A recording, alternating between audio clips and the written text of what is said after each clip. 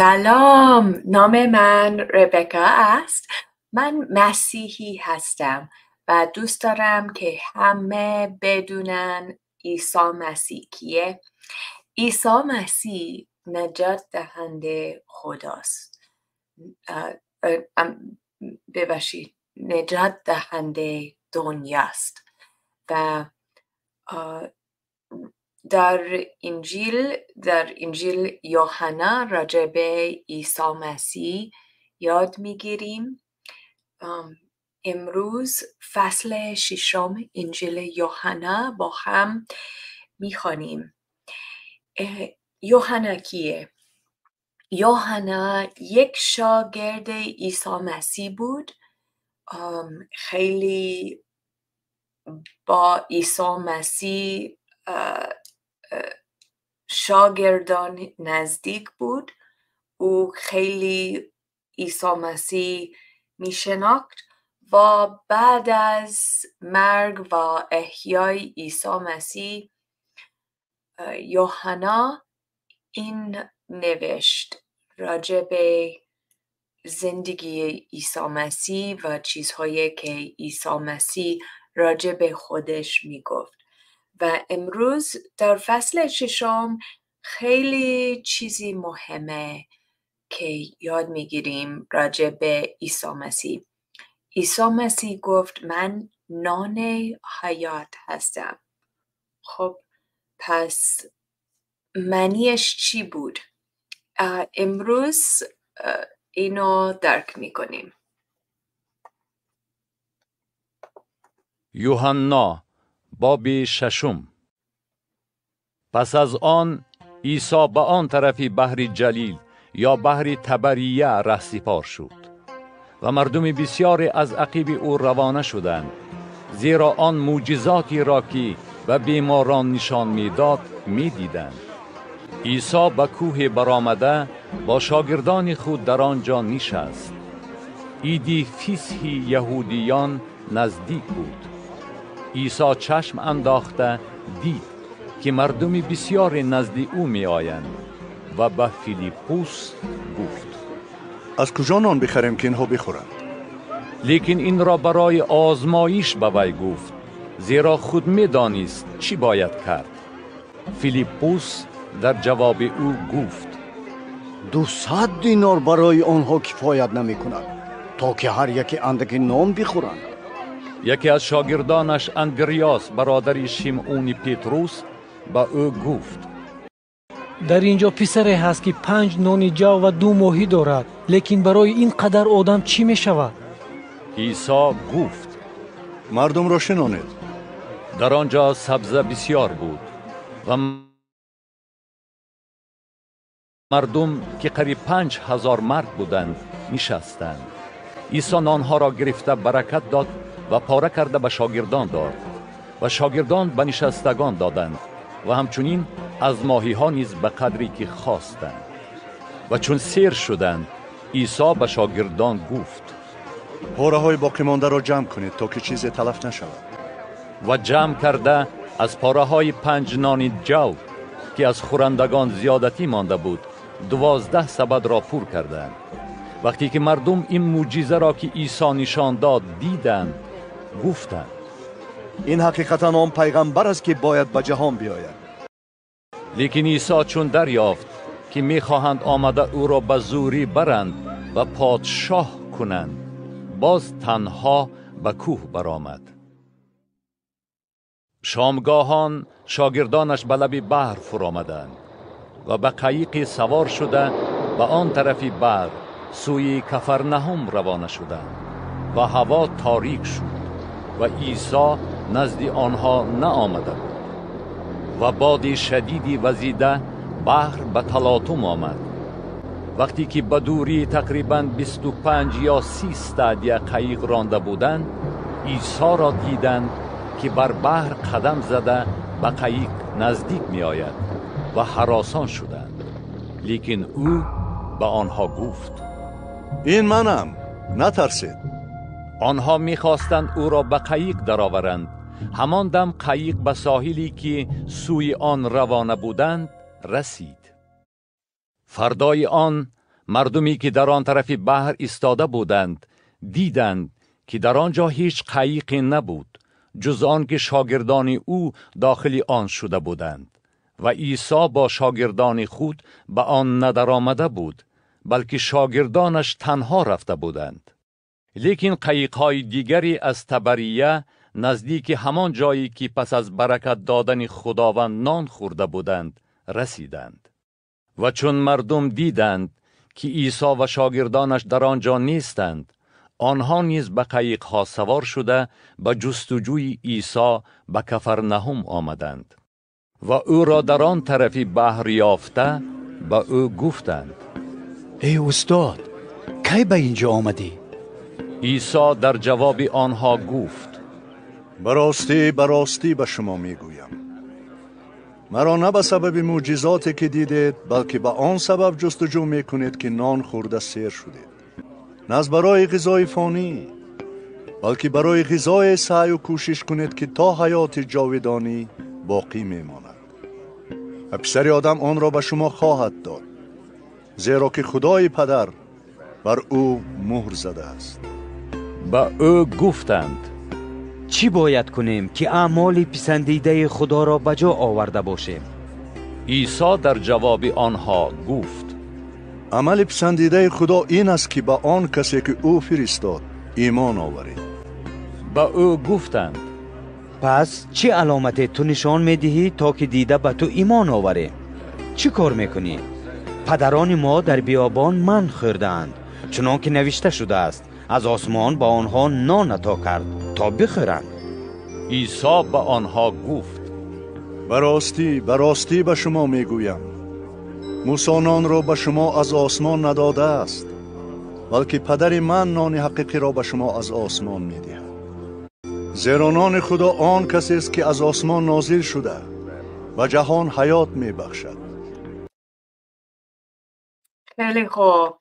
پس راجع به چی صحبت میکنه؟ خب عیسی مسیح برای اونا یک معجزه کرد، نان داد. وقتی نان نبود، عیسی مسیح برای اونا، برای هزارها انسان نان فراهم کرد و اونا جستجوی عیسی مسیح شدند و عیسی مسیح گفت: خب نان واقعی از پدرم می آید. خب و این نان واقعی چیست؟ خب عیسی مسیح گفت که موسی نبود که برای شما نان فراهم کرد، این از پدرم بود. خب یعنی چه؟ خب در گذشته خب برای یهودیان، خب وقتی یهودیان در بیابان می رفتن، خب خدا نان از آسمان آورد. خب اسمش منا بود. خب و اونا خوردند. خب و اون در همون موقع که موسی مردم راهنمایی میکرد. خب و عیسی مسیح گفت: خب این از موسی نبود. خب موسی رهبر بود، خب ولی پدر آسمان اینه که برای شما نان فراهم کرد. خب پس الان عیسی مسیح راجع به خودش حرف میزنه و میبینیم چی میگه. آنگاه به او گفتند: ای آقا، همیشه این نان را به ما بده. عیسی به آنها گفت: من نان حیات هستم. کسی که نزد من آید هرگز گرسنه نخواهد ماند و کسی که به من ایمان آورد هرگز تشنه نخواهد ماند. لیکن من به شما گفتم که مرا نیز دیده اید و ایمان نمی آورید. هر آنچه پدر به من عطا کند نزد من خواهد آمد و هر که نزد من آید به در نخواهم راند، زیرا از آسمان نازل شدم نه برای آن که به اراده خود عمل کنم، بلکه به اراده فرستنده خود. و اراده پدری که مرا فرستاد این است که از آنچه به من عطا کرد چیزی تلف نکنم، بلکه در روز واپسین آن را احیا کنم. و اراده فرستنده من این است که هر کی پسر را دید و به او ایمان آورد حیات جاودانی داشته باشد و من در روز واپسین وی را احیا خواهم کرد. یهودیان از او شکایت کردند، زیرا گفته بود که منم آن نانی که از آسمان نازل شد. و گفتند آیا این عیسی پسر یوسف نیست که ما پدر و مادر او را میشناسیم؟ پس چطور میگوید که من از آسمان نازل شدم؟ عیسی در جواب آنها گفت و یکدیگر شکایت نکنید. هیچ کس نمیتواند نزد من آید مگر این که پدری که مرا فرستاد وی را جلب کند و من وی را در روز واپسین احیا خواهم کرد. در صحف انبیا نوشته شده است و همه از خدا تعلیم خواهند یافت و هر که از پدر شنیده و تعلیم گرفته باشد نزد من می آید. نه اینکه کسی پدر را دیده است جز آن که از جانب خداست، او پدر را دیده است. براستی به شما می گویم هر که به من ایمان آورد حیات جاودانی دارد. خیلی عالی. چقدر قول میده، چه عالی، چه خوب، چه باور نکردنی است. خب عیسی مسیح میگه که هر کس که به او میآید خب حیات جاودانی خواهند داشت. خیلی خیلی مهمه. خب چون در این زندگی میدونیم که بدن ما فانی هستن و میدونیم که یک روز بمیریم. خب و بعد از مرگ ما چه اتفاق میافته؟ خب ما میدونیم که روز داوری هست. خب روزی که خدا همه چیز که انجام دادیم در این زندگی نشون بده و میبینیم چی بد هست و چی خوب هست که کردیم. خب پس حاضرید برای روز داوری؟ حدس میزنم که نه. من میدونم که اگر هر چیز که بعد انجام دادم باید داوری باشه، خب پس من محکوم میشم. خب ولی و برای همه ما همینه، چون میدونیم که ممکنه زیاد چیزی خوب انجام دادی در زندگیت. خب ولی هم اگر حقیقت میگیم میدونیم که هم چیزی بد هست که انجام دادیم، خب گناه کردیم.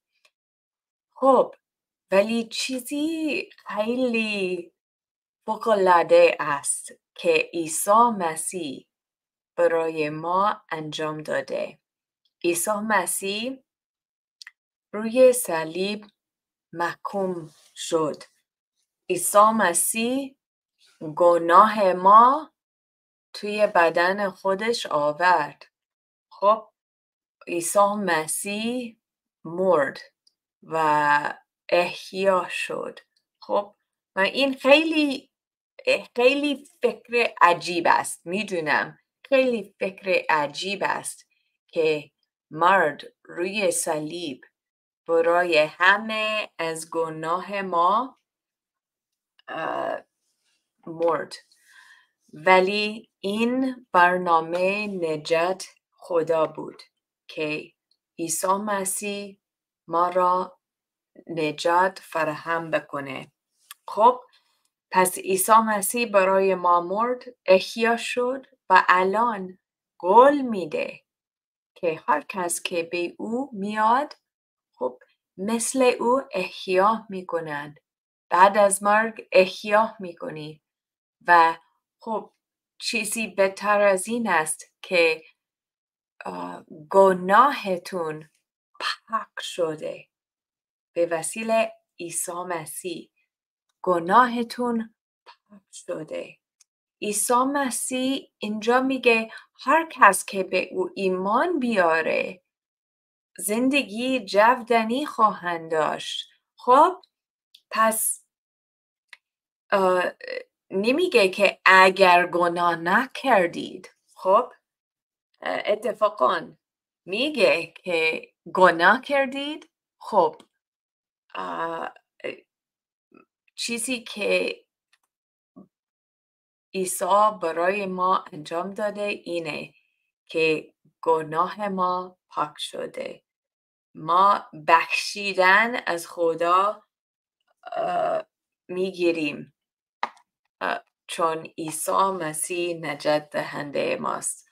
خب ادامه میدیم. من نان حیات هستم. پدران شما در بیابان من خوردند و مردند، ولیکن اینجا نانی است که از آسمان نازل شد تا هر که از آن بخورد نمیرد. من هستم آن نان زنده که از آسمان نازل شد. کسی که از این نان بخورد تا ابد زنده خواهد ماند و نانی که من عطا میکنم بدن من است که آن را برای حیات جهان میبخشم. یهودیان با هم دیگر مباحثه کرده میگفتند چطور این شخص میتواند بدن خود را بدهد تا ما بخوریم؟ عیسی به آنها گفت براستی به شما میگویم اگر بدن پسر آدم را نخورید و خون او را ننوشید در خود حیات ندارید. هر کی بدن مرا بخورد و خون مرا بنوشد حیات جاودانی دارد و من در روز واپسین وی را احیا خواهم کرد. زیرا که بدن من غذای حقیقی است و خون من نوشاکی حقیقی است. هر کی بدن مرا بخورد و خون مرا بنوشد در من میماند و من در وی. چنان که پدر حی مرا فرستاد و من به وسیله پدر زنده هستم، همچنین کسی که مرا بخورد به وسیله من زنده خواهد. این است نانی که از آسمان نازل شد، نه آنچنان که پدران شما من را خوردند و مردند. هر که این نان را بخورد تا ابد زنده خواهد. این سخنان را هنگامی که در کفرنائوم تعلیم میداد در کنیشت گفت. بسیاری از شاگردان او این را شنیده گفتند این سخنی سخت است، کی میتواند آن را بشنود؟ چون عیسی در دل خود دانست که شاگردانش در این بابت شکایت میکنند به آنها گفت آیا این شما را به وسوسه می اندازد؟ پس اگر پسر آدم را بینید که به مقام اولش صعود می کند چی خواهید گفت؟ روح است که حیات می باشد، لیکن از جسم فایده نیست. سخنانی که من به شما می گویم روح و حیات است، لیکن بعضی از شما هستند که ایمان ندارند. زیرا عیسی از ابتدا می‌دانست که کیها ایمان ندارند و کی او را تسلیم خواهد کرد و گفت از این سبب به شما گفتم که هیچ کس نمیتواند نزد من بیاید مگر این که پدر من این را به وی عطا کند. از آن وقت بسیاری از شاگردانش از او دور شده دیگر او را پیروی نکردند و عیسی به آن 12 گفت آیا شما هم میخواهید مرا ترک کنید؟ شیمعون پتروس در جواب او گفت خداوندا نزدیکی برویم. سخنان حیات جاودانی نزد توست و ما ایمان آوردیم و دانستیم که تو مسیح پسر خدای حی هستی. عیسی در جواب آنها گفت آیا من شما 12 را انتخاب نکردم و حالان که یکی از شما ابلیس است؟ این را او درباره یهودا پسر شیمعون اسکریوت گفت، زیرا وی که یکی از آن 12 بود میخواست او را تسلیم کند. خیلی خوب. پس این خیلی عجیبه که عیسی مسیح گفت من نان حیات هستم، باید خون ما بخورید. خب این عجیبه، درسته؟ و زیاد ازش ترک کردند. خب و عیسی مسیح به شاگردانش گفت شما هم میرین ترک میکنین از من؟ و پتروس گفت ای به کی میریم؟ تو کلمه زندگی دارید، خب کلمه حیات دارید، پس به کی میریم؟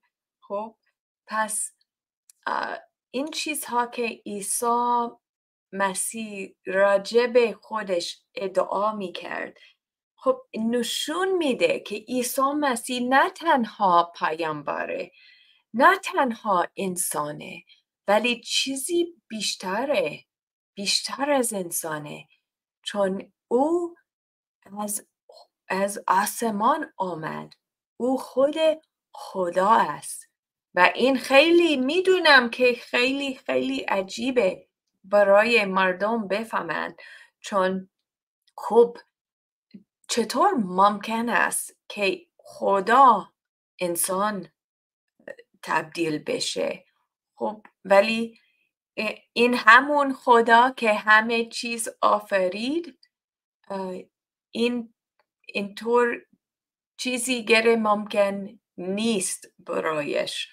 خب پس و این برنامه خدا بود که به ما بیاید که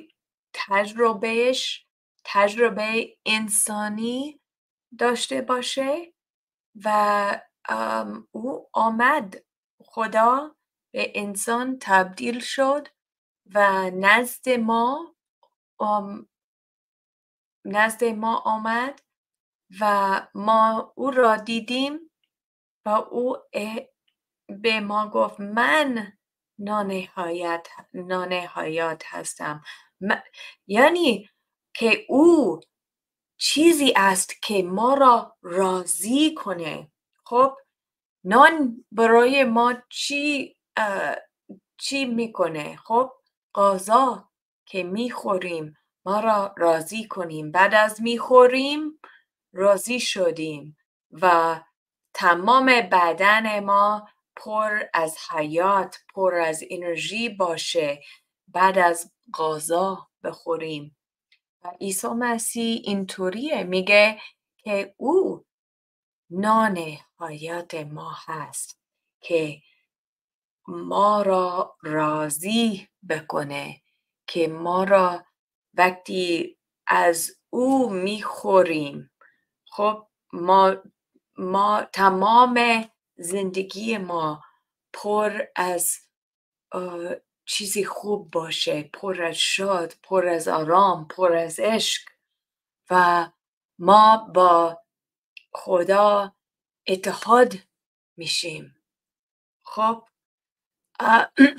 خیلی ممنون که گوش دادید و اگر دوست دارید خودتون کتاب مقدس بخونید و میخواهید کتاب خودتون داشته باشید، یک خانم هست اسمش استر است. او یک کانال یوتیوب داره و لینکش زیر این ویدیو هست. خب او گفته که هر کس که انجیل میخواد بخونن، کتاب مقدس میخواند، خب میتونن تماس بهش بکنند و او به شما یک کتاب مقدس به زبان تاجیک میفرسته. خیلی خیلی خانم خوبیه، در تاجیکستان زندگی میکنه و اگر دوست دارید کتاب مقدس خودتون داشته باشید، لطفاً به استر تماس بگیرین و او برای شما میفرسته. خیلی خیلی روز خوب داشته باشید و برای شما الان دعا میکنم. خداوند ما خوب هستید و میدونیم که نان حیات ما هستی که ما را راضی کنیم. خداوند لطفاً به همه در تاجیکستان نشون بدین که خداوند هستی، نشون بدین که حقیقت است که نجات دهنده ما هستی و کمک کن تا ایمان بیارند و برای ایماندار زندگیشون پر از شادی باشن، پر از برکت، پر از عشق و محبت و پر از روح القدس. آمین. خیلی ممنون و روز خوب داشته باشی. خدا حافظ.